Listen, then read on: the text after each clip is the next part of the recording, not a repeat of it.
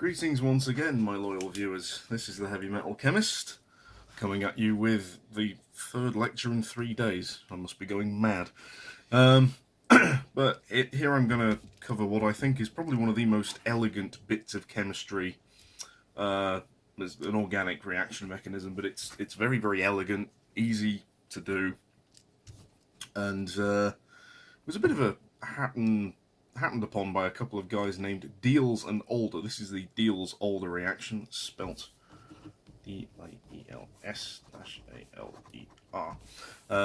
Discovered this in the late 1920s, and they won the Nobel Prize for it in the 1950s. Now, what this is a very, very simple reaction which allows you to make rings. These can be fairly tricky to make, but what you need, the simplest form of the reaction, is you basically start with an alkene, like that, and what is called a diene.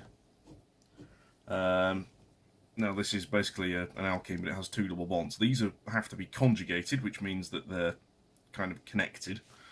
They kind of share this pi system, as it were. If you go back to my very, very first lecture, you'll understand what pi orbitals are. This I will cover in greater detail at a later point. This is just kind of a general overview. But the essence of this reaction is you basically just throw your chemicals in a pot and heat them up. You don't need any catalyst, you don't need anything like that. It just works, generally.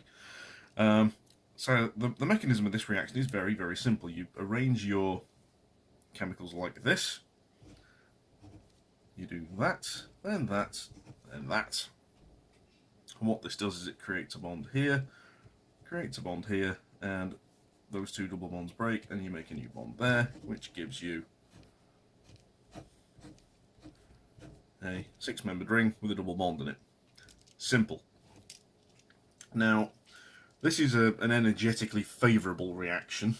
I'm going to do another video in the near future on chemical energetics and talk about catalysts and stuff, because that's a fairly long-winded topic, but that's the essence of this reaction. It's very, very simple. Now, typically, you wouldn't just use the simple version of these chemicals being ethylene or ethene, to use the technical term, and butadiene, because the reaction doesn't work that well. Typically what you have your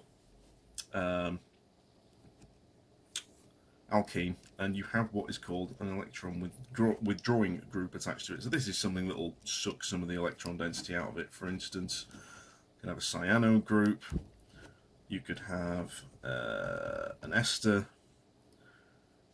you could have a carboxylic acid, something along those lines.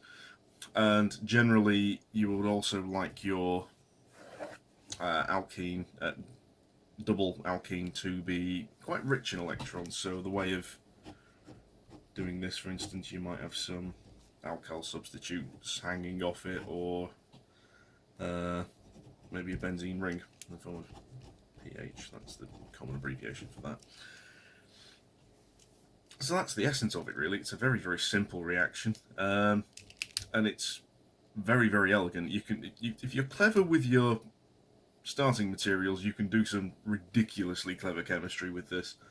I'll link the Wikipedia page if you want to have a proper look at this in greater detail for all the nitty-gritty stuff about the stereochemistry and all that selectivity kind of thing, but that's the essence of it. It's very, very simple, and you make these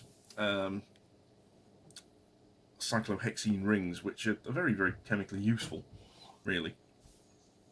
So, I hope you've enjoyed this. Please like the video, share, like the channel, and keep coming back for more. I'm going to be uploading a lot of content in the near future.